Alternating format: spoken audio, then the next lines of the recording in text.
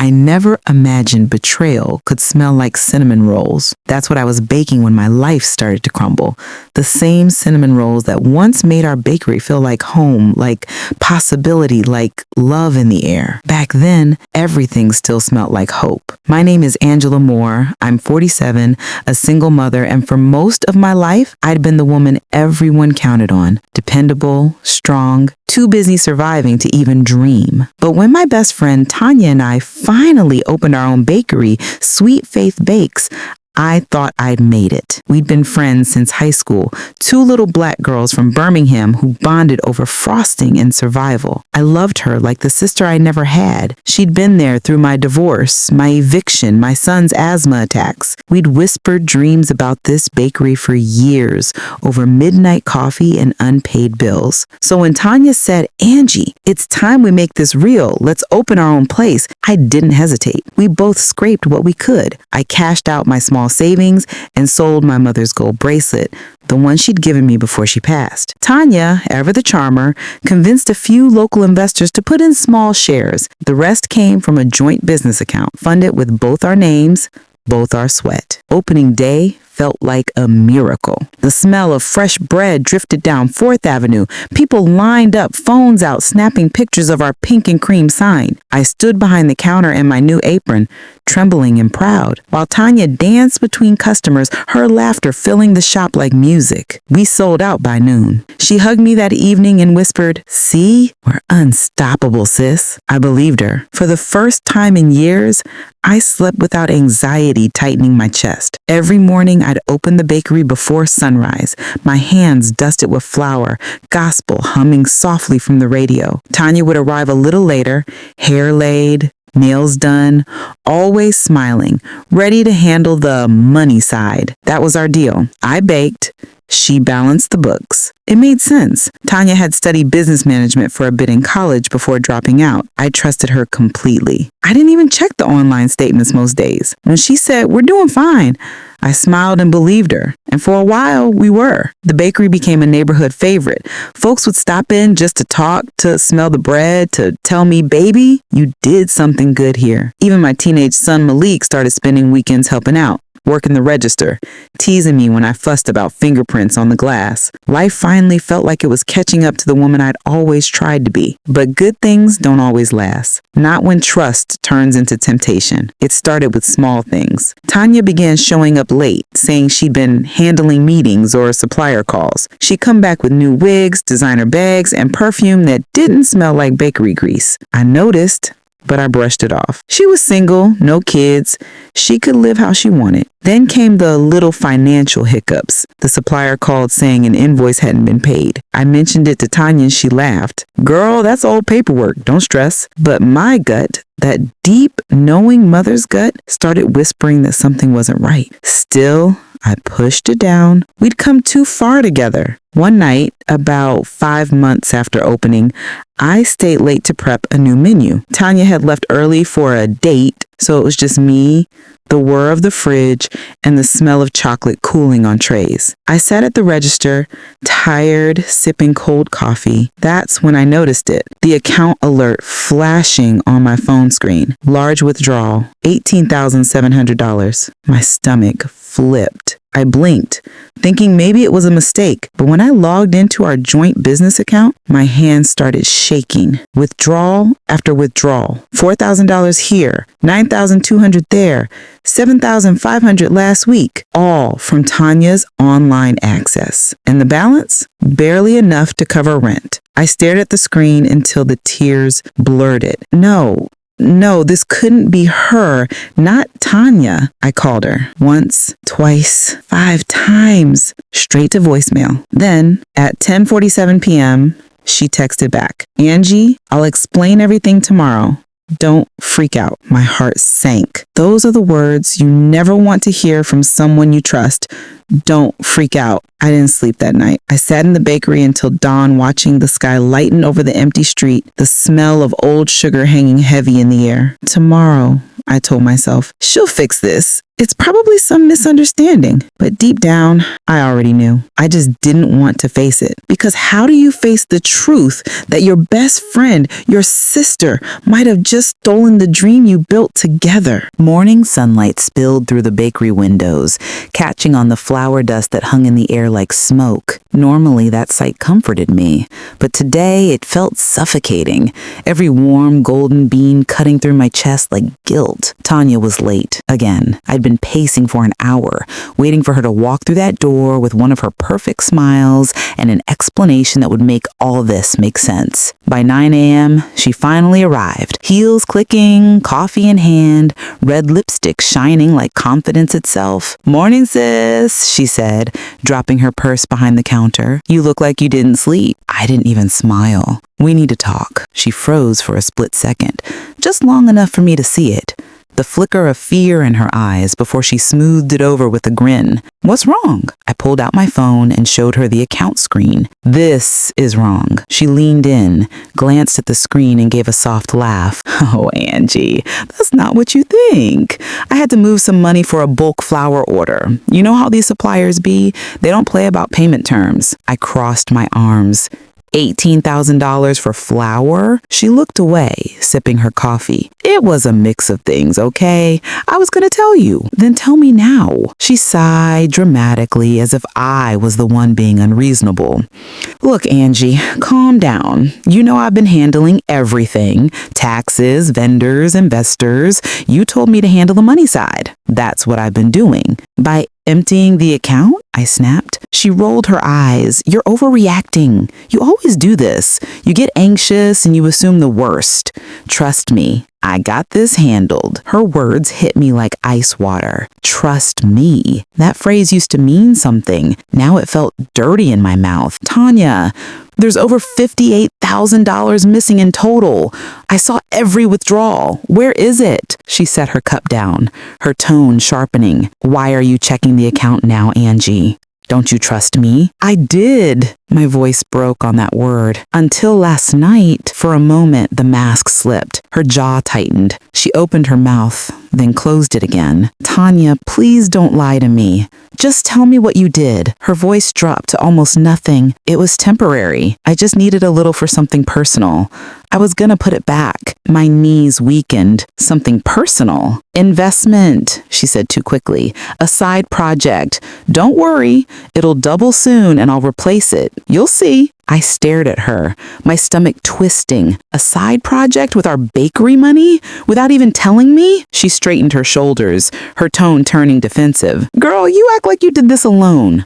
I built this too. I'm allowed to make moves." "No, you're not allowed to steal from me," I said quietly. She flinched at that word. "Steal?" she echoed. "Wow, so now I'm a thief after everything we've been through? You're gonna call me that?" "I don't want to. But what else am I supposed to call it?" For a long moment, we just stood there. The smell of sugar and yeast filled the silence, mocking us both. Finally, she grabbed her purse. "You know what? I don't need this energy. You've been acting like this is all yours since day one." "Tanya, please," I said, tears forming. "Don't walk out. We can fix this." She turned back, her eyes hard. "Maybe you can fix your attitude first." Then she walked out, just like that. The bell above the bakery door jingled one last time, soft and cruel. I stood frozen, hands trembling, heart pounding against my ribs. When I tried calling her again, her number went straight to voicemail. By noon, she'd blocked me. By evening, the investors started calling, asking why payments had stopped. By nightfall, the landlord was at my door, saying rent hadn't cleared. That's when it hit me. She hadn't just taken the money, she had taken the bakery's heart. The next morning, I went to her apartment, empty. The manager told me she'd moved out last week. Moved out, as if she'd been planning this for days, maybe weeks, while smiling in my face and calling me sis. I drove home on autopilot, Malik calling from school asking if I could pick him up. I said I couldn't. I didn't have the words to explain why. I parked outside the bakery, watching the sign above the window. Sweet Faith Bakes. Faith. The one thing she had stolen that hurt the most. That night, I sat on the bakery floor, surrounded by invoices and unpaid bills. Flour covered my jeans like like ashes from a dream that had burned itself out. I thought about calling the police, but part of me still couldn't do it. This was Tanya, my friend, my sister. I replayed every laugh we'd shared, every "we got this," every prayer over the oven when we couldn't afford ingredients. It all felt like a cruel joke now. I stayed there until the lights dimmed, my body heavy and numb. Then my phone buzzed. It was an unknown number. When I answered, a man's voice said, "Is this Angela Moore? This is the loan office. We need to confirm some details about the $40,000 business loan under Sweet Faith Bakes." My breath stopped. "What loan?" I whispered. "Signed by Tanya Rivers, co-owner. You're listed as a guarantor." My knees buckled. Tanya hadn't just taken my savings. She dragged my name into a debt I never knew existed. And with that one phone call, I realized the hole I was in was deeper than I could have imagined. The man on the phone kept talking, but his words turned into static. "Loan overdue. Collections department. Legal escalation if unpaid within 14 days. I couldn't breathe. My body felt hollow, like my soul had stepped outside itself and refused to come back. "Tanya, she signed that," I stammered. "Not me. I didn't even know about this loan." He hesitated. "Ma'am, your signature is on the documents too." "My signature?" "Yes, as co-owner and guarantor." My pulse thundered in my ears. I pulled the phone away, staring at it like it had personally betrayed me. When the call ended, I sat in silence. The bakery's mixer hummed faintly in the background, the scent of cinnamon and butter filling the air like a cruel reminder of what I'd built and what was about to crumble. I opened my laptop, hand shaking, and pulled up the loan portal he mentioned. There it was, $40,000 business expansion loan. Signed, Angela Moore and Tanya Rivers, April 22. April 22. The same week we'd celebrated our first 6-month anniversary of opening. I remember that day. She'd brought cupcakes, told me she'd handled the paperwork for our new wholesale supplier. I thanked her for being responsible. I hugged her, and all the while, she'd been forging my name. I scrolled down to the signature section and froze. There it was, my name, written in my exact handwriting. Even the little curl on the G I always made without thinking. I wanted to scream, but instead I just whispered, "She practiced it. She really practiced it." The next morning, I was at the bank, hands gripping the folder of fake documents. The manager looked sympathetic. "I'm sorry, Miss Moore, but because the documents are electronically verified with matching identification, it's going to be hard to prove forgery without a police report." "Then I'll file one," I said. He hesitated. "You should know that once you do, the business account will be frozen. That includes all pending vendor payments. You might lose your lease." I pressed my palms against the counter, feeling my resolve slipping like sand through fingers. If I froze the account, I'd kill the bakery. If I didn't, Tanya would keep destroying it from afar. I felt trapped in a web she'd spun long before I even realized I was in it. By that evening, the phone calls began. Suppliers demanding overdue payments, the landlord threatening eviction, even a catering client accusing me of stealing her deposit, money Tanya had collected in advance and never recorded. Each call was a dagger, each voice another piece of my reputation falling apart. By the end of the week, Sweet Faith Bakes had lost every upcoming order. When I arrived at the bakery that Friday, a red eviction notice was attached to the door. I didn't even cry. I just stared at it. It felt like the universe had written my humiliation in bold red ink. Inside, everything smelled stale. The oven sat cold, the lights dim. A half-empty sugar bag leaned against the counter like a ghost of what it used to be. I sat on the floor again, head buried in my knees. All those years of saving, all those nights Malik slept on the couch while I worked double shifts, all for this dream, gone. When I finally picked my head up, my phone buzzed. It was my landlord again. "Angela, I hate to do this, but you've got 72 hours to clear the space. After that, everything inside becomes property of the building." I hung up without a word. That night, I drove home and found Malik waiting in the living room, his backpack at his feet. "Mom, what's going on? I heard you crying last night." I froze. He was only 16, too young to understand betrayal like this, too young to see his mother broken. I forced a smile. "It's just work stuff, baby.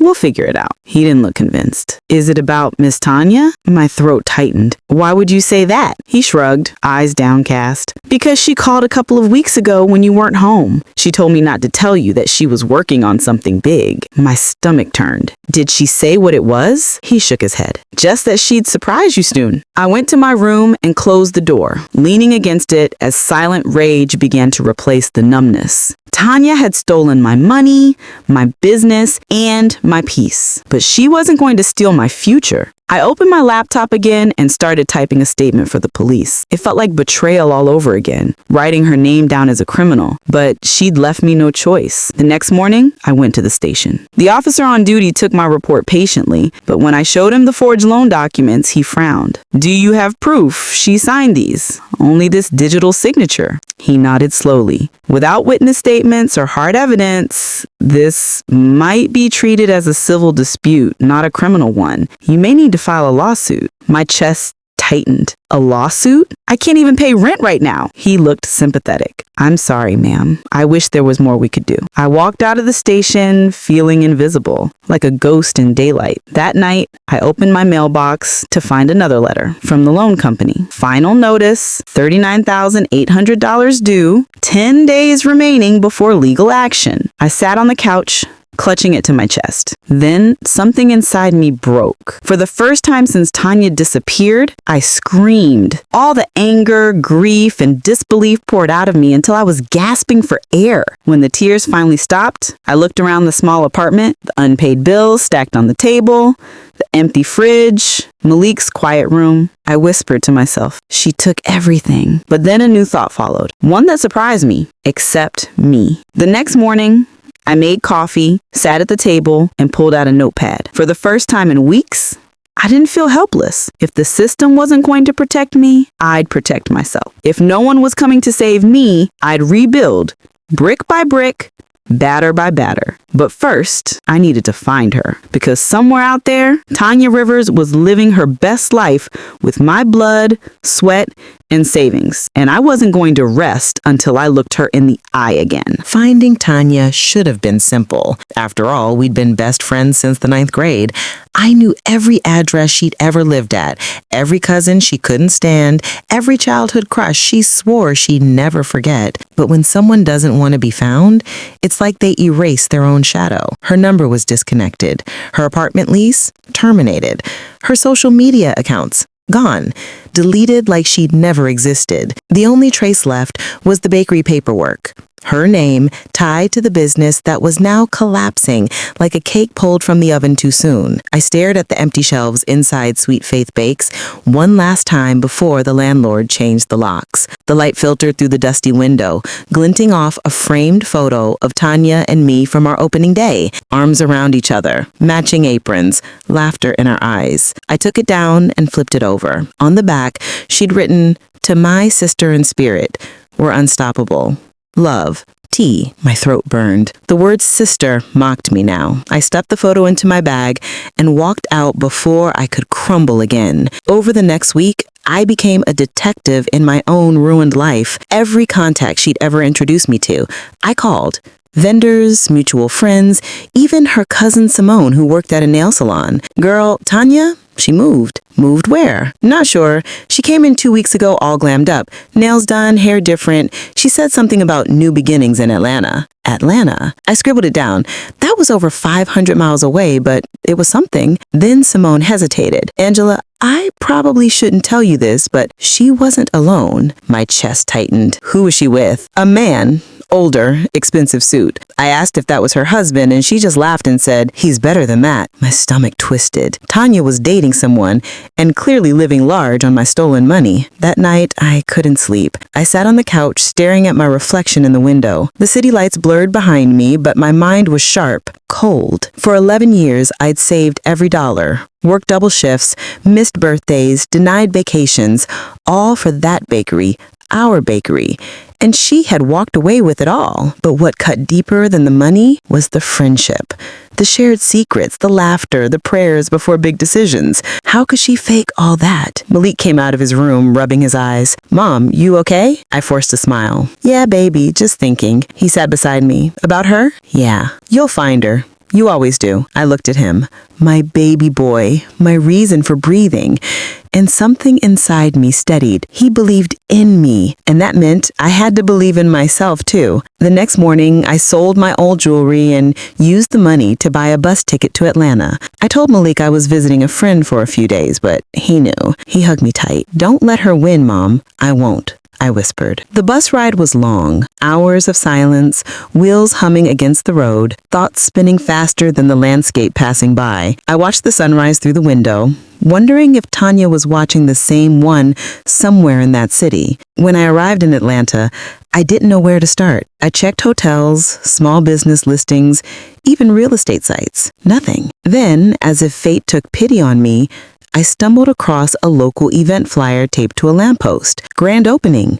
Sugar Cove Desserts by T. Rivers. Saturday, 10 a.m. My knees almost gave out. Sugar Cove. The name sounded disgustingly familiar, like she'd stolen even the soul of Sweet Faith Bakes and dressed it up in new frosting. I tore the flyer down and stared at it. The photo of Tanya beamed with pride, wearing a new outfit, sleek curls, and that same dimpled smile that used to light up our bakery. She looked like she had everything, and I looked like I had nothing. That Saturday morning, I stood across the street from her new shop, watching through the glass windows. The place was beautiful. Pink marble counters, gold fixtures, trays of pastel macarons. Customers were already lining up, taking photos with their phones. And there she was, Tanya, laughing, flourishing. My apron design, our original logo, hung on the wall behind her, slightly tweaked but still recognizable. I pressed my hand against my chest. You didn't even change the font, I whispered. Rage simmered, but it wasn't the loud kind. It was the quiet, control type, the one that sharpened your edges and made you dangerous. I crossed the street. Inside, the sweet smell of vanilla hit me, and memories crashed like waves. Late nights baking, testing recipes, arguing over frosting colors. A young worker behind the counter smiled. Hi, welcome to Sugar Cove. Would you like to try our new honey vanilla loaf? I ignored her. Eyes locked on Tanya. She turned and froze. Our eyes met. For a moment, the world fell silent. Her smile faltered, her hands trembling just slightly as she held a tray of cupcakes. Angela, she breathed. Hey, Tanya, I said quietly. Every customer turned to look. I could feel their eyes bouncing between us, sensing tension they couldn't name. Tanya straightened, forcing a laugh. Wow, it's been a while. Everyone, this is I cut her off, business partner. The words dropped like a stone into the room. A murmur rippled through the crowd. She swallowed hard, smile tightening like a mask. Outside, I said. Her jaw flexed that she nodded and followed me out to the sidewalk. For a long moment, we just stood there. Two women who once shared dreams, now separated by lies. You look good, she said softly, her voice cautious. You look rich, I replied. A flicker of guilt, or maybe arrogance, passed over her face. Angela, listen, I was going to call you. I just needed time to what? Spend the rest of my money? She sighed. It wasn't like that. It's exactly like that, Tanya. You forged my name, emptied our accounts, and left me drowning. Angela, I built this too. I had just as much right. No, you didn't. My voice cracked. I trusted you like family. I gave you everything. My savings, my loyalty, and you stole it. People walking by slowed down, watching. She lowered her voice. Not here. I stepped closer. You think I care who hears? You think I'm afraid of being embarrassed?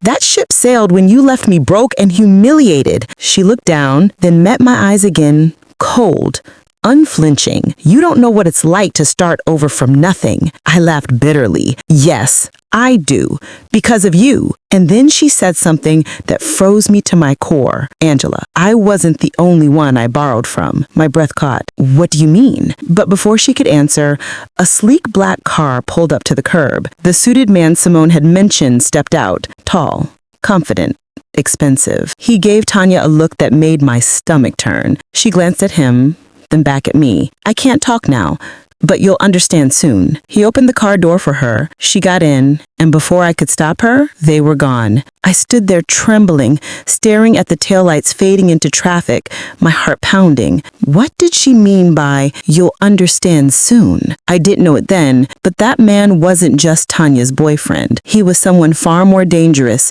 and he held the key to everything that came next. I stood there, heart pounding as the black car disappeared down the street. Atlanta's sunlight glared off the bakery windows, reflecting my own stunned face back at me, older, worn, but still standing. Tanya's words replayed in my head like a loop. You weren't the only one I borrowed from. Borrowed. That word hit harder than any curse, because it meant there were others.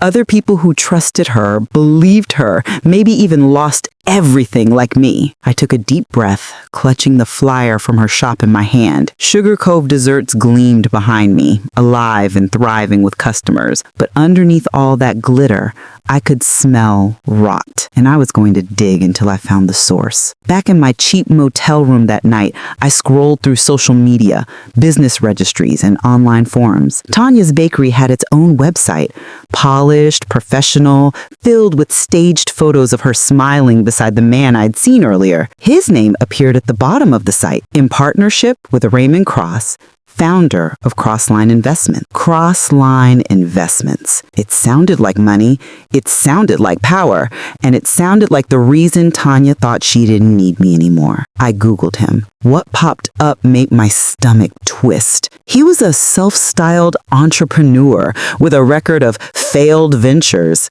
Translation, a scam artist. Lawsuits, complaints.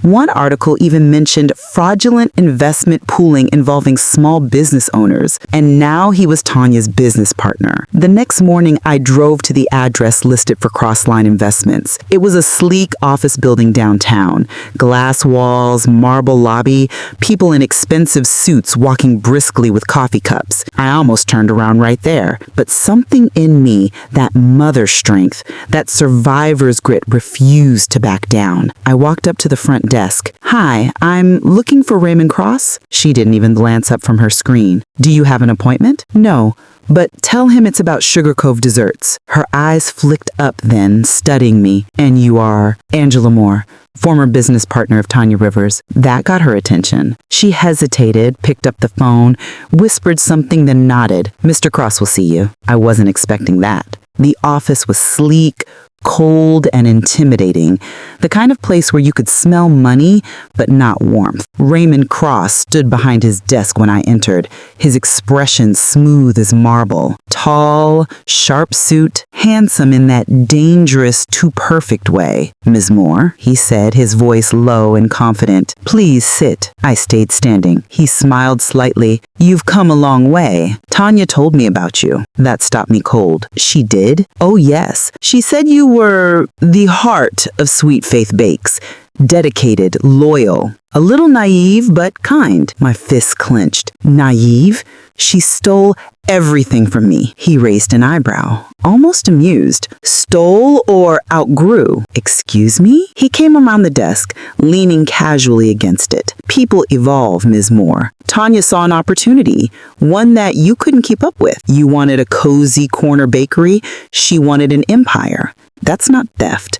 That's ambition." His tone was smooth, but every word made my skin crawl. "She forged my signature." He smiled. "Prove it." That smile, that smug, knowing smirk made my stomach twist. "You helped her," I said slowly. "Didn't you?" He shrugged. "Helped her, perhaps.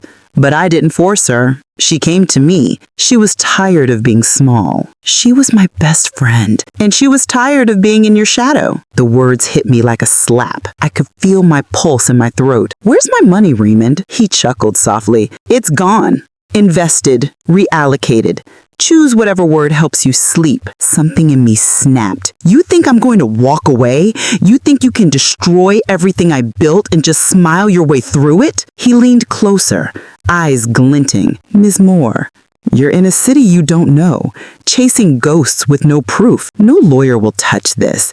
And if you try to make noise, well, I know things about your finances you wouldn't want public." I froze. "What are you talking about?" "That loan Tanya took. Your name's on it, remember? You owe $40,000. You make a fuss and that debt becomes your entire identity. My breath caught. He smiled wider. Be smart. Go home.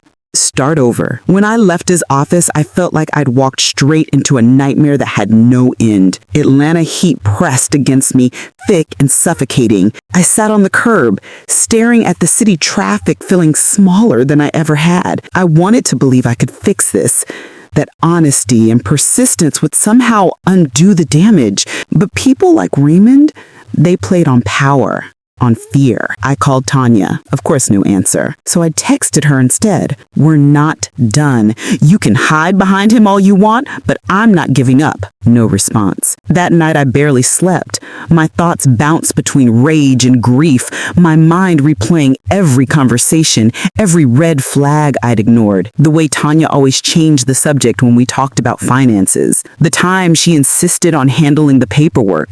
The small lies I brushed off because I didn't want to believe she was capable of more. I remembered one night at the bakery, her laughing over coffee saying, "You worry too much, Angie. Sometimes you just gotta trust people." Trust. That word felt poisonous now. But as I stared at the ceiling, I realized something. She wasn't as untouchable as she thought. People like Tanya and Raymond always slipped up eventually. And when they did, I'd be there. Not as the naive woman they stole from, but as the one who learned to fight back. The next morning, I went back to Sugar Cove. Tanya wasn't there, but one of her employees, a young woman named Kendra, was behind the counter. "Hi," I said softly. "I used to work with Tanya." She hesitated. "Oh, I've heard your name." I studied her face. "You seem nervous." Kendra bit her lip. "I probably shouldn't say this, but something's not right here." My heart raced. "What do you mean?" She leaned closer, voice low. "She's been paying us late,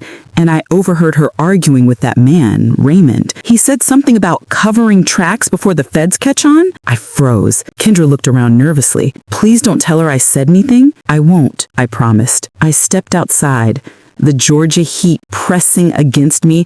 For the first time in months, I didn't just feel broken. I felt a spark of purpose. Because now I knew this wasn't just betrayal. It was criminal. And I wasn't just going to get my money back. I was going to bring both of them down. The air outside Sugar Cove was sharp with the smell of caramel and deceit. For months, I'd lived in the haze of what Tanya had done, replaying every word, every smile, every laugh, trying to understand why. But standing there in the parking lot, with Kendra's whisper still echoing in my head, covering tracks before the feds catch on, I realized something simple and fierce. This wasn't about heartbreak anymore. This was about survival. That night I drove back to my motel, a cheap place near I-285, where the neon lights flickered like a bad heartbeat. I didn't cry, not this time. Instead, I opened my laptop and made a new folder. I named it Project Clean Sweep. Inside, I created 3 files: Tanya, financial records; Crossline Investments, connections, evidence;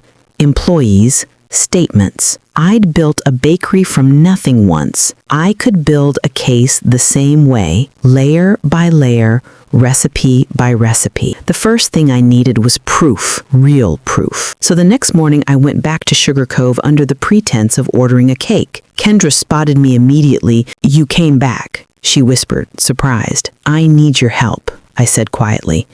"You said you've seen things that don't add up." She glanced toward the kitchen, nervous. "Yeah, Tanya keeps 2 sets of books. One digital, one handwritten. She only shows the fancy one to the accountant." "Where's the other one?" "She keeps it in the office safe. Combination's her birthday." I blinked. "March 12th? Kendra nodded. You really did know her. That night, I sat in my car across from the bakery, watching the lights go out one by one. Tanya left just after 9 p.m., her luxury SUV gliding down the street like nothing could touch her. When the coast was clear, I slipped out of my car and toward the back door. Kendra had left it cracked open, just like we'd planned. Inside, the bakery was still and silent, the scent of vanilla and sugar clinging to the air. I'd spent years in kitchens like this, but never like this. Never as a ghost in the place where my dream had been stolen. I moved fast. into the office, past the filing cabinets. There it was, the small, gray safe beneath the desk. I knelt down, my heart pounding so loud I could almost hear it echo off the walls. March 1, 2, click. It opened. Inside were stacks of papers, receipts, handwritten ledgers, all marked in Tanya's looping handwriting. I snapped photos with my phone, every page, every note, every number. And then I saw it, a name scrawled in red pen, RC Transfer, Cayman. My blood ran cold. Cayman, as in Cayman Islands. She wasn't just cooking books. She was laundering money. I left quietly, locking the back door and disappearing into the shadows. My hands were shaking when I got back to my car. I opened the photos, zoomed in on one ledger line, Raymond, $18,000, Cayman Fund. There it was, the proof I needed. But I wasn't the only one looking for her. The next day when I went back to the motel, there was a man sitting on the hood of my car, black jacket, sunglasses, a calmness that felt practiced. Angela Moore? He asked as I approached. Who's asking? He flashed a badge, FBI, Financial Crimes Division. My heart jumped to my throat. Oh my God. He tucked the badge away. I'm Agent Reese. We've been investigating Crossline Investments for over a year. We didn't expect to find you tangled in it. I stared at him. You know about Raymond? He nodded slowly. Raymond Cross has a trail of shell companies and offshore transfers, but we couldn't link any of it to physical businesses until now. Sugar Cove Desserts? Exactly. I blinked. Tanya's involved, isn't she? He nodded slowly. We believe she's the local point of operation, knowingly or not, but we didn't have hard evidence. I exhaled shakily. I do. At a small diner later that night, I showed him everything I'd photographed, the ledgers, the receipts, the Cayman transfers. He studied each image carefully, his jaw tightening. This is solid, he said finally. Very solid. So what happens now? He leaned forward. Now we build a timeline. If we can connect her withdrawals to Raymond's transfers, we can freeze their accounts before they move the rest of it offshore. I nodded. Tell me what you need. He smiled faintly. You really want to help? I've already lost everything once. If I can stop them from hurting anyone else, I'm in. The next few weeks blurred into motion. By day, I worked odd jobs at a local diner to pay for food. By night, I became something else. A quiet investigator, gathering strings of truth. Agent Reese taught me how to cross-check public filings, trace shell companies, and compile statements. We found 3 more victims who'd lost money to cross-line partnerships. Each story sounded heartbreakingly familiar. A promise of investment, quick profit, then silence. Tanya wasn't just greedy, she was complicit. But something didn't sit right. She wasn't smart enough to have orchestrated all of this. She was being used. One evening, while going through another round of documents, I found something that made my chest tighten. A scanned email between Tanya and Raymond, subject, the transfer from t.rivers@sugarcove.com to raymond@crosslineinvestments.com. You said it would only be temporary. I never agreed to lie about the grant money. If this goes bad, it's on you. My hand trembled as I read it again. Grant money, not just stolen savings. Government small business grants. That meant this wasn't just a betrayal. It was federal fraud. I sent the email to Reese.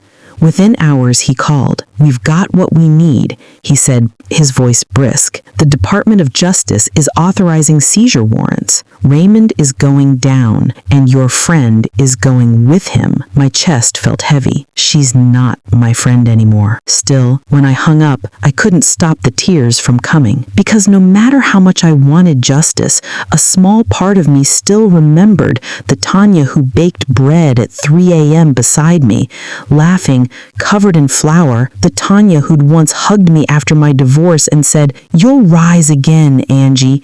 You always do." Maybe she believed it then, but now she'd burned every bridge behind her. The next morning, I stood outside the bakery again.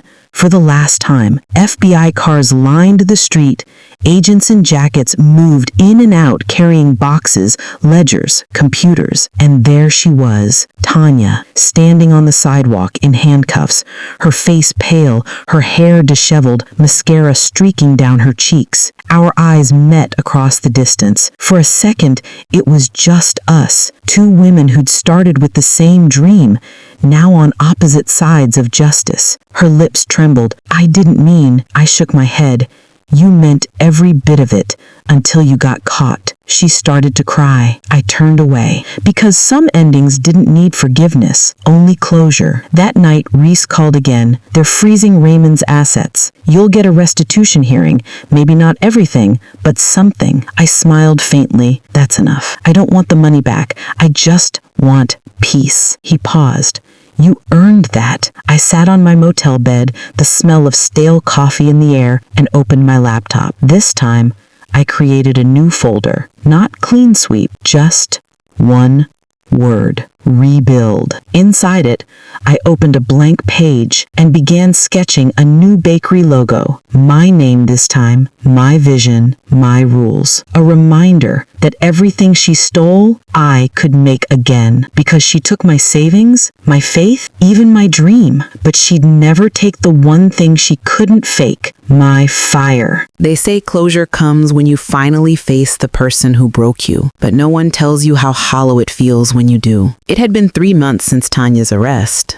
3 months since the FBI raided Sugar Cove and tore through the sweet shell of lives she'd built. Raymond Cross was already in custody, caught trying to board a private plane to Belize with 3 forged passports and a laptop full of offshore records. The case was now federal, and Tanya had been charged as a co-conspirator. Wire fraud, money laundering, grant misuse. I watched it all unfold from the sidelines. The woman who had unknowingly signed the same papers that helped her steal from me. The prosecutor called me the key witness. I called myself the fool who believed in love disguised as friendship. The courthouse in downtown Atlanta smelled faintly of lemon cleaner and dust. I sat on the wooden bench outside the courtroom, clutching my worn brown purse, the same one I'd carried the day we opened our bakery. Inside, Tanya sat at the defense table, pale and smaller than I remembered. Her hair wasn't styled.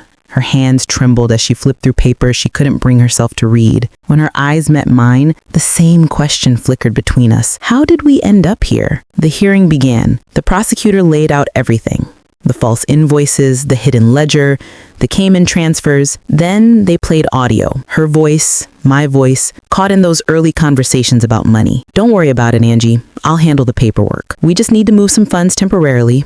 Trust me. Hearing myself say, okay, Tanya, I trust you, felt like swallowing glass. When they called me to the stand, my knees nearly buckled. I took a deep breath, placed my hand on the Bible, and swore to tell the truth. Miss Moore, the prosecutor began softly, you and the defendant were business partners? Yes, I said. My voice sounded foreign. Best friends for over 20 years. And she had access to the company's funds? Yes.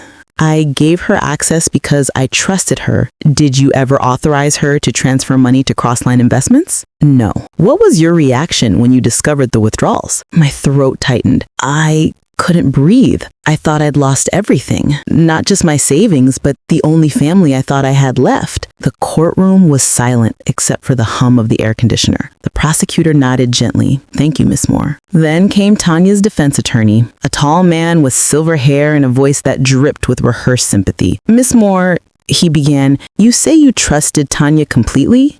Correct? Yes. So you didn't monitor the accounts yourself? No. So it's possible some of those transfers could have been automated or part of standard business operations. I clenched my jaw. No, I wasn't stupid. I was trusting. He smirked slightly. And isn't it true, Miss Moore, that you were also involved in signing certain documents filed under your joint partnership? I signed what Tanya brought me. I didn't know what she was doing. Yet your signature is on several of the grant applications now under investigation. Isn't it? The room seemed to shrink. I heard murmurs ripple through the gallery. I swallowed. I signed those because she said they were loan renewals. So you didn't read them? I hesitated. He leaned closer. So you didn't read them? I was busy running the kitchen. I snapped. She handled the finances. That was the deal. He smiled, satisfied. No further questions. After my testimony, I stepped down from the stand, shaking. Agent Reese met my eyes from the back of the courtroom and gave a small nod. Calm, reassuring. But the damage was done. The defense had planted their seed, that I was careless, complicit even, and deep down, part of me wondered if they were right. The trial stretched on for days. Witnesses, financial experts, digital analysts, every piece of evidence painted the same picture. Tanya wasn't the mastermind, but she wasn't innocent either. She signed off on fake expense reports, siphoned funds to shell accounts, and covered Raymond's tracks. When the prosecutor asked her why, Tanya finally broke down on the stand. She cried, "I didn't mean to hurt Angela. I thought it was temporary. I thought I'd replace the money before she noticed. Why didn't you stop when you realized it was wrong?" She sobbed, "Because I liked who I was when the money was there. I wasn't broke anymore. I wasn't small. I wasn't her sidekick." The words hit like a slap. Her sidekick. That's what I'd been to her all those years. The quiet, hardworking one who made the bread while she shined in the spotlight. All I ever wanted was to share success. All she ever wanted was to own it. When the verdict came, the air was thick with tension. The judge's voice echoed through the courtroom. On counts of wire fraud and conspiracy to commit money laundering. Guilty. Tanya's knees buckled. She started to cry. Soft, broken sobs that filled the silence. The judge continued. The court hereby sentences Tanya Rivers to 6 years in federal custody, followed by 3 years of supervised release. 6 years. It wasn't much, but it was something. The prosecutor placed a gentle hand on my shoulder. "You did good, Angela." I nodded, numb. Did I? Because walking out of that courtroom, I didn't feel victorious. I just felt empty. Outside, the sky was overcast, gray and heavy, like the world had forgotten how to shine. Reporters waited near the steps, their cameras flashing. Miss Moore, how do you feel about the verdict?" I paused, looked straight at the lenses and said quietly, "I feel like justice is necessary, but forgiveness, that's harder." Then I turned and walked away. That night I went home to my tiny rented apartment. Just one room and a kitchenette that smelled faintly of burnt coffee. I sat on the floor, staring at the box of old bakery photos. There we were, Tanya and me, covered in flour, smiling at the camera, like two kids who believed dreams couldn't die. I traced my fingers over our faces and whispered, "I forgive you, but I'll never forget." And as I said it, something inside me shifted. It wasn't peace exactly. It was power. Quiet, grounded, unshakable. Because I realized forgiveness wasn't for her. It was for me. 3 weeks later, I received a call from Agent Reese. "We've recovered a portion of the funds," he said. "Roughly $30,000 will be returned to you after processing." I closed my eyes. "That's more than I expected." He paused. "What's next for you, Angela?" I smiled softly. "Rebuilding, but this time my name's on everything." And when I hung up, I knew it. This wasn't the end of my story. It was the beginning of my comeback. They say when you lose everything, you find out who you really are. I learned that the hard way, standing in my empty apartment, staring at the $30,000 check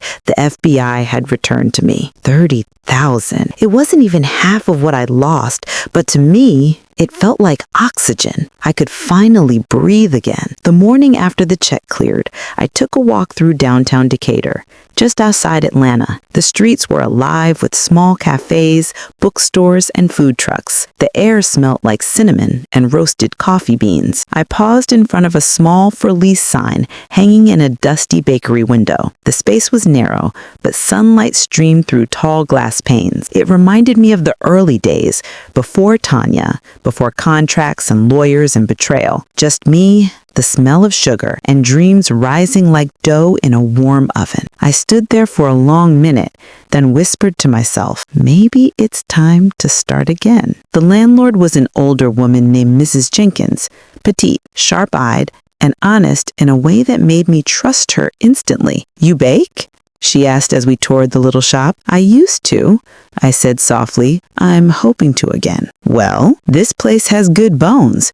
You give it love, it'll love you back." That line stayed with me. Within a week, I signed the lease. I named my new bakery Second Rise. It felt fitting, not a rebirth, but a rise from the ashes. I started small this time. No partners, no shared accounts, no fancy investors.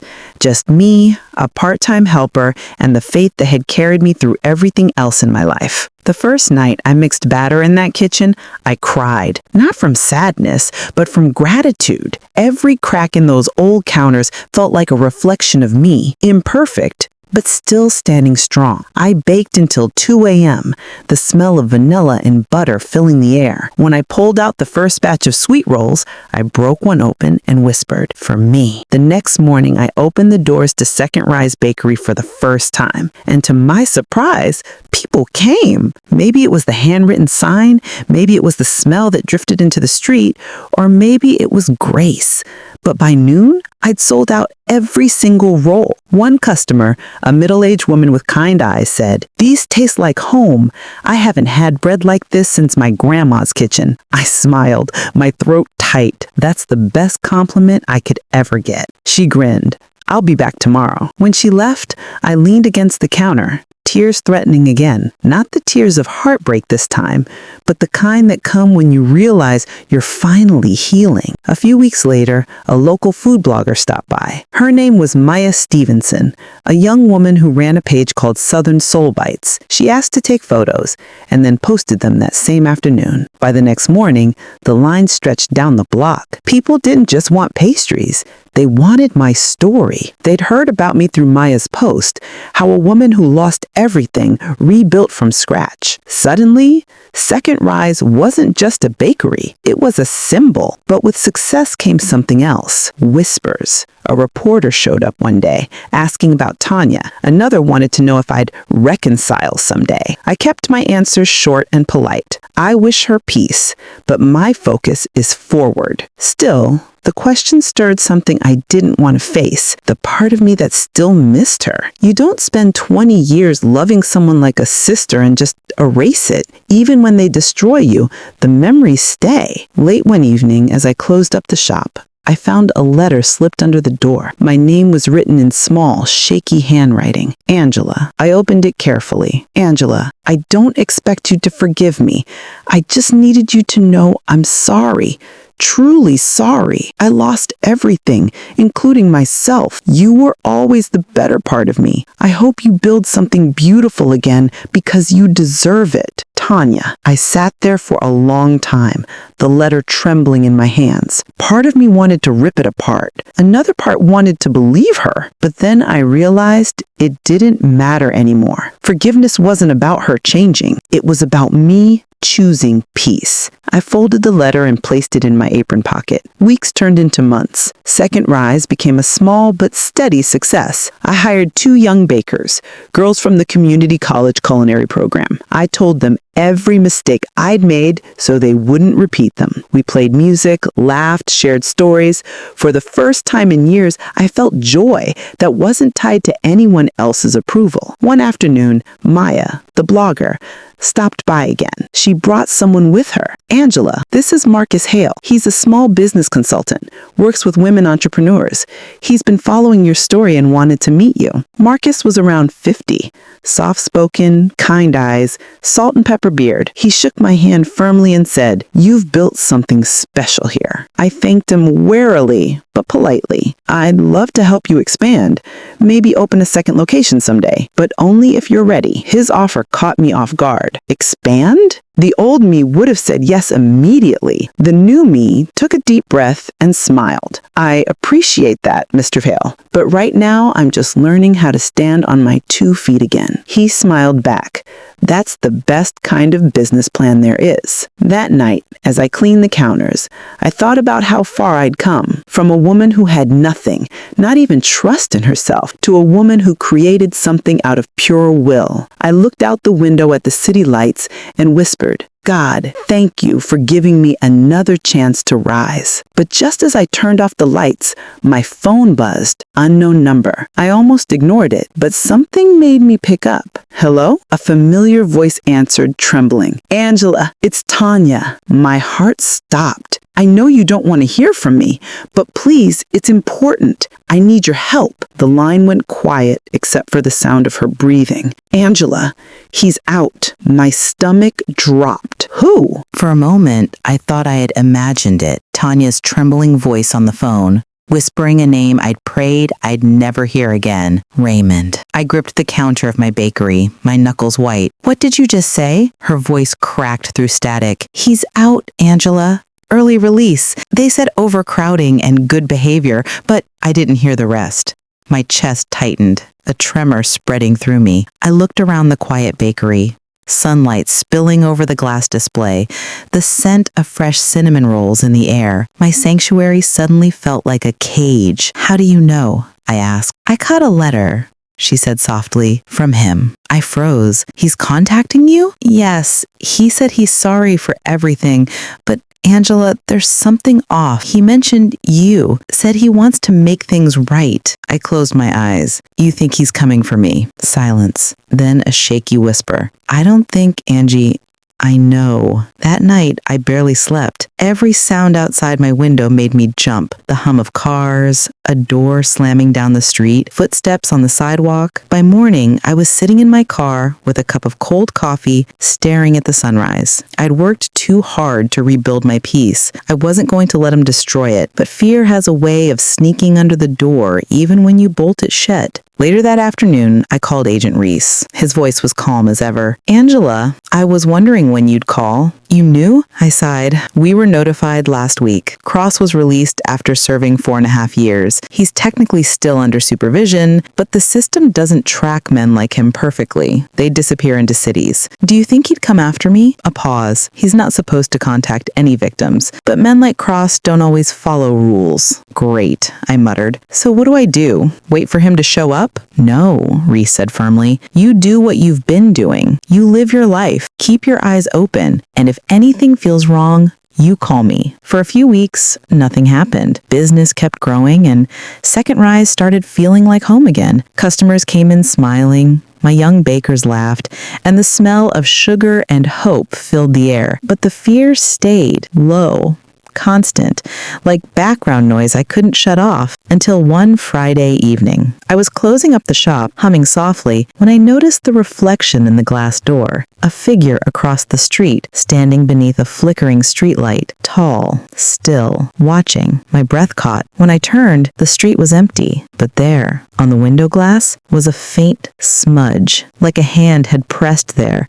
and lingered. The next morning, I told myself it was nothing, maybe just a passerby. Maybe I was seeing ghosts. But then the phone call started. No words, just silence and breathing, always late at night. My heart raced every time. I started sleeping with the light on, a baseball bat by the door. Maya noticed the exhaustion on my face when she stopped by to feature a new recipe. You okay, Angela?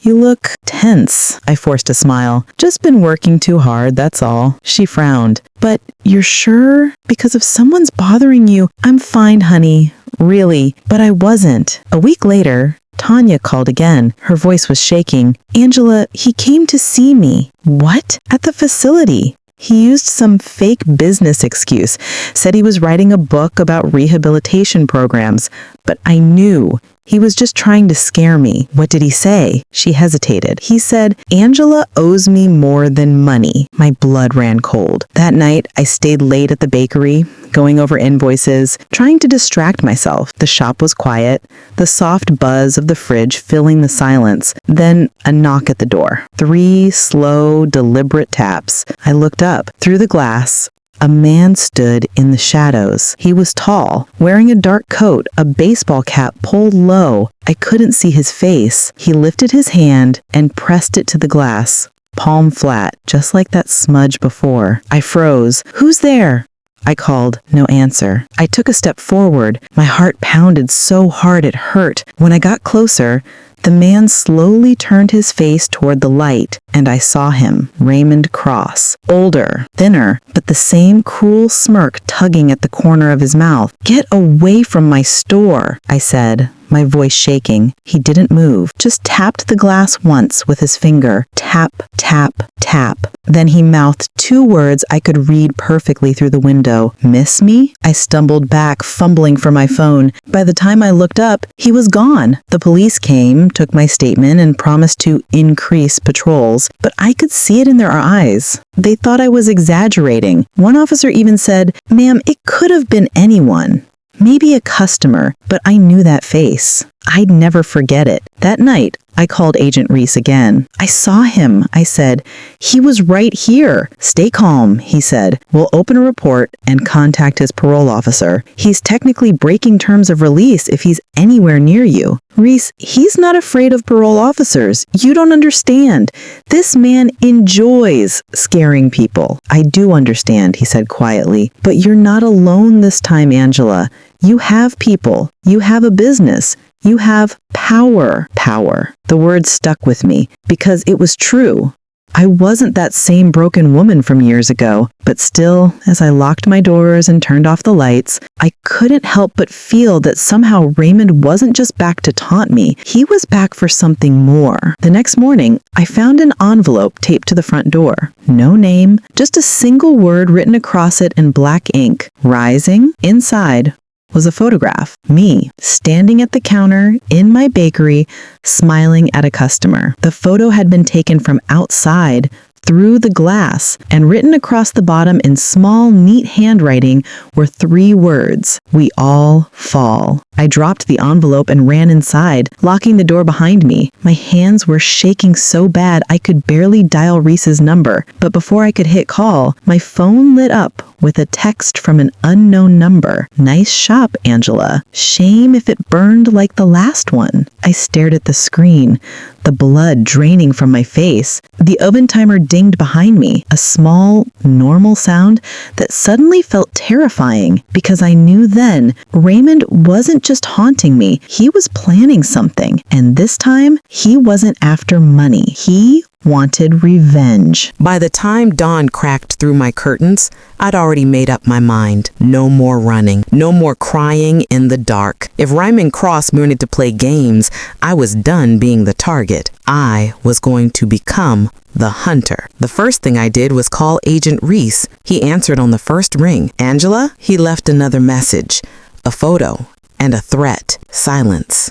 Then text me everything. I'm coming over. Within an hour, he was standing in my kitchen, tall, calm, and sharp-eyed, dressed in a gray suit that had seen too many late nights. He studied the photo I handed him. "Through the window," he muttered. "He's watching you from close range.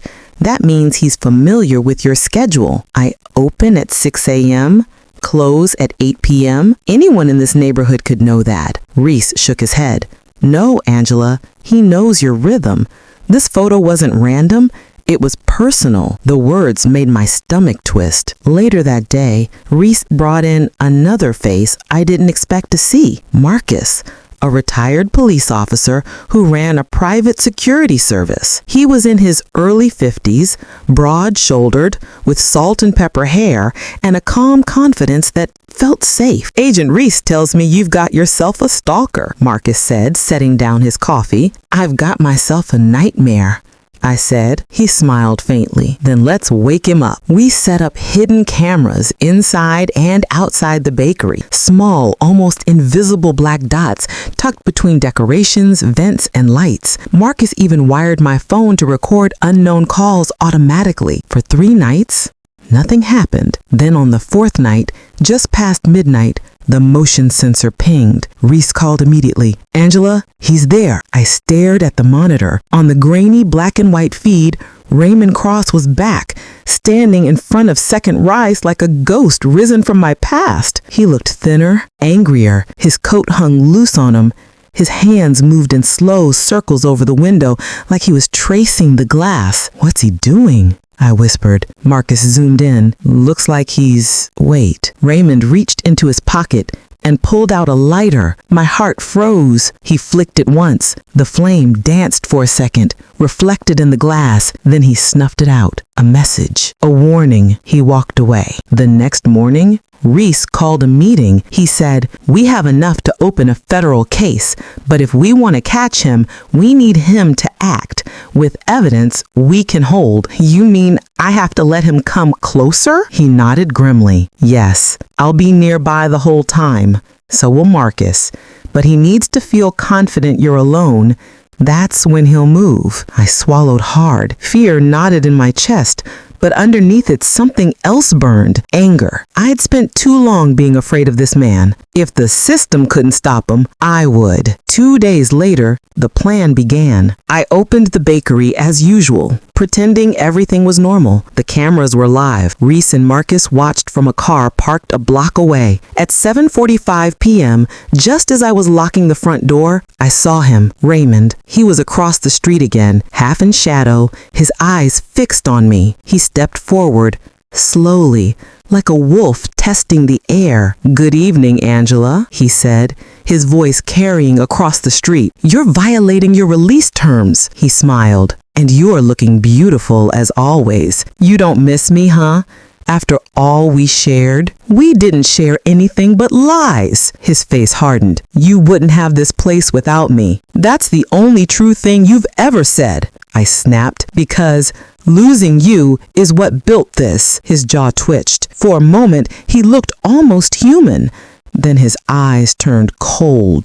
"You think you're safe because you've got friends? Cameras? They won't always be there." I crossed my arms. "Neither will you." He took another step forward, reaching into his pocket. Marcus's voice came over the hidden earpiece. "Stay calm. He's on camera. We've got him." Raymond pulled out something shiny, a lighter again, and flicked it. The flame glowed between us, like the line between past and present. "Fire purifies," he murmured. Before I could move, the sound of screeching tires broke the air. A black SUV pulled up behind him. Reese and Marcus jumped out, guns drawn. "Raymond Cross, step away from the building!" Reese shouted. Raymond froze, eyes darting. Then he laughed, low, bitter, unhinged. "You think this ends with me in cuffs?" he said, backing up. "You think she's safe now? Drop it, Raymond!" Marcus barked. He flicked the lighter again, once, twice, before finally tossing it to the ground and raising his hands. When the cuffs clicked shut, I felt something loosen inside me, a weight I had carried for years finally breaking apart. But as they led him away, Raymond turned his head towards me. His eyes were dark, wild, and cold. "This isn't over," he hissed. "You'll see." By the time the police car disappeared, the street was quiet again. Reese put a hand on my shoulder. "You did good, Angela." I nodded, my throat tight. I wanted to be free." "You are," he said gently. "He's going back for a long time. You can breathe now." I wanted to believe him. I really did. But later that night, as I sat alone in the bakery, the smell of bread in the air, I looked at the broken lighter they'd found near the door, the one he'd dropped. Scratched into the metal, barely visible, were 3 words: "Fire always returns." I stared at it for a long time, my hands trembling, because I knew Raymond Cross wasn't the kind of man who made empty threats. And deep down, I feared he might still have one last move left. The bakery always smelled like peace to me. Sugar, cinnamon, and something that felt like home. But that morning, even the scent couldn't quiet my nerves. It had been 3 weeks since Raymond's arrest. Second Rise was back in full swing. Lines out the door, music humming softly, laughter spilling through the windows. On the surface, everything looked healed. But healing doesn't mean you stop checking the locks twice. Every night, I still turned off the lights and stood at the door a few extra seconds, making sure no shadow lingered on the street. That morning, though, something felt off. The air was colder than usual, heavy. The sky hung low and gray, pressing down on the city like a warning. When I unlocked the bakery door, a gust of wind pushed in, scattering a few flyers from the counter. One landed face up at my feet, a bakery ad from a shop across town. Their new slogan, "Rising Again." Better than ever. The name of that bakery stopped me cold. Second Flame Bakery. My hands trembled as I stared at the logo. The flame icon was identical to the one Raymond used for his first fake business, the one that Tanya had created years ago to scam investors. It couldn't be. I ran to the back, grabbed my phone, and and started searching. Sure enough, the shop had opened last week, owned by a company under the name Cross & Co. Investments. He couldn't possibly have done it from prison unless he wasn't there anymore. Agent Reese didn't pick up the first time. Or the second. When he finally called back, his tone was tight. Angela, where did you hear that name? It's printed on a flyer I just found inside my bakery. Silence. Then he sighed heavily. Raymond Cross escaped custody 2 nights ago. How? How is that even possible? There was a transport accident. 2 guards injured, 1 missing. We've got alerts out across the state, but he's resourceful and obsessed. We believe he's targeting you again. My knees nearly gave out. Reese, I can't do this again. Yes, you can, he said firmly, because you're not alone this time. We'll keep a patrol near your place. Don't leave town. And Angela, don't open that bakery alone tonight. I wanted to listen. I really did. But when you rebuilt something from ashes, you don't close your doors because someone threatens the like. So I stayed. The evening crowd came and went, unaware of the storm brewing outside. Around closing time, the street grew quiet, eerily quiet. Then just as I was wiping the last counter, I caught a flicker in the reflection of the front window. A shadow moved. I froze. There, on the other side of the glass, stood Raymond. He wasn't smiling this time. His face was gaunt, pale, a ghost carved from rage. His right hand held something metallic. I backed away slowly, heart pounding. He tapped the glass once, twice, like knocking on a coffin. Then he mouthed the words, "Told you, fire always returns." Before I could react, he pulled a red canister from his jacket, gasoline. "No!" I screamed, slamming the deadbolt and fumbling for my phone. My fingers shook so violently I could barely hit the buttons. 911, what's your emergency? "He's here! Raymond Cross! He's outside my bakery with..." Glass shattered. Flames erupted near the door. The sound was deafening, the whoosh of fire devouring air. I ran to the kitchen, coughing, eyes burning. The heat surged like a living thing, crawling up the walls. I grabbed the small fire extinguisher and sprayed until my hands ached, but it barely made a dent. The wooden shelves caught next, then the curtains. I heard a shout from outside. Marcus! He'd seen the smoke from his security van and was sprinting toward the door with a crowbar. "Angela!" he yelled. "I'm here!" I coughed, stumbling through smoke. My lungs felt like they were on fire too. He smashed the back door open, dragging me out into the freezing night air, just as the windows burst behind us. The bakery, my bakery, burned like the sunrise, furious and bright. I collapsed on the sidewalk, tears and smoke mixing on my face. "He's gone," Marcus said, scanning the street. "He lit it and ran. The cops are after him." But all I could do was stare at the flames consuming everything I'd built. All those mornings of kneading dough, those long nights counting pennies, those smiles of customers who believed in me, gone in minutes. I pressed my palms to my face and sobbed. "Why won't it stop, Marcus?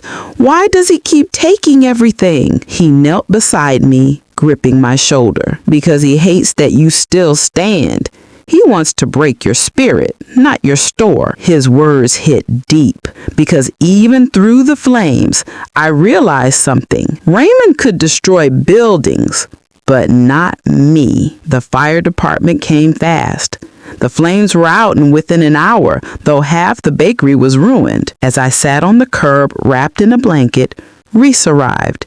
Exhausted, angry, but mostly worried. "He's unstable," Reese said, pacing. "He wants attention, control. He thinks if he burns your success, you'll crumble. Then he's about to learn who he's dealing with," I said quietly. Reese looked at me. "What are you planning?" I met his gaze. "I'm going to rebuild again, but not just the bakery this time. I'm going to rebuild me." He nodded, respect flickering in his tired eyes. "We'll find him, Angela. I promise." I looked back at the smoking remains of Second Rise. The sign had fallen, half charred, but the name still glowed faintly under the streetlight. Second rise. I guess I'll need a third. That night, as I sat in Marcus's truck watching the firefighters pack up, my phone buzzed. A message from an unknown number. You can rise again, but I'll always be the flame. No name, no number trace, just that. My heart clenched, not from fear this time, but from resolution. If he was the flame, then I would be the fireproof woman he could never destroy. They say when you lose everything, you find out who you really are. After the fire, the world moved differently, slower, quieter. The smell of smoke lingered in my hair for weeks, like a ghost that refused to leave. Every time I closed my eyes, I still saw the flames dancing behind the window, taunting me with all I'd built and lost. For a while, I thought that was it, that maybe Raymond had finally won. But grief, I've learned, isn't the end of strength. Sometimes it's the soil where strength grows back thicker. The insurance didn't cover everything. They said arson during parole violation was a complex case. Translation, too much paperwork, too little payout. But I had something stronger than insurance. I had a community. The morning after the fire, I went down to the bakery's remains. Smoke still curled up from the ashes, and I stood there wrapped in my coat, wondering how to even begin again. That's when I saw them, my customers. One by one they came. Miss Lorraine from next door, carrying coffee and a blanket, the high school kids who used to do homework at my window table, the old church group that met every Thursday morning for cinnamon rolls and prayer. They didn't come with kitty. They came with hammers and paint buckets and donation envelopes. "We ain't letting this woman fall," Miss Lorraine said, voice firm. "You gave this neighborhood sweetness, Angela. Time we return the flavor." I broke down right there in the street, tears falling into the soot, because for the first time in years, I wasn't crying from pain. I was crying from love. The rebuild took 3 months. We cleared the debris, scrubbed the walls, repainted the sign, this time in gold letters that gleamed like sunrise. Third Rise Bakery. Marcus oversaw the security system, installing cameras in every corner. Reese stopped by often, not as an agent anymore, but as a friend. And me, I worked until my fingers ached, until the smell of cinnamon and hope returned. Raymond Cross was caught 2 weeks before reopening day. They found him hiding in an abandoned warehouse 2 states over, half delirious and trying to start another fire with nothing but matches and hate. When the officer called to tell me, I didn't feel joy, just relief. He'd burned himself out long before he ever touched my building. The first morning we reopened, I stood behind the counter and just listened. The hum of conversation, the clinking of coffee cups, the soft thud of fresh loaves hitting the tray. It sounded like forgiveness. Tanya never came back either. I later heard she'd written me a letter from prison. I couldn't bring myself to read it at first, but one night, after closing, I finally opened it. It was 3 pages long. Apologies, excuses, a few memories of us as little girls dreaming about the future. She said she had changed, that prison had broken her pride. She envied me, not for success, but for peace. And for the first time, I didn't feel anger. I just whispered, "I forgive you," and meant it, because holding on to bitterness is just another kind of fire, and I had enough of those to last a lifetime. Months passed, and the bakery thrived again, stronger, wiser, more loved than ever. Local news picked up the story, calling it the Phoenix Bakery. Customers traveled miles just to meet the woman who refused to quit. Sometimes, after closing, I'd sit alone with a cup of tea and stare at the flickering candle on the counter, a small, safe flame that reminded me of how far I'd come. I wasn't the same woman who opened that first bakery with blind trust. I wasn't the same woman who let betrayal define her. I was the woman who rose, again and again and again. One evening, I hosted a small event at Third Rise, a thank you night for everyone who helped rebuild. The place was full of laughter, gospel music, and the smell of fresh peach cobbler. When the crowd quieted, I took the microphone and looked around the room, faces that had carried me through every storm. I used to think my story ended when everything burned, but I learned something through all this. Sometimes God lets things fall apart so you can see what's truly meant to stay. A few people nodded.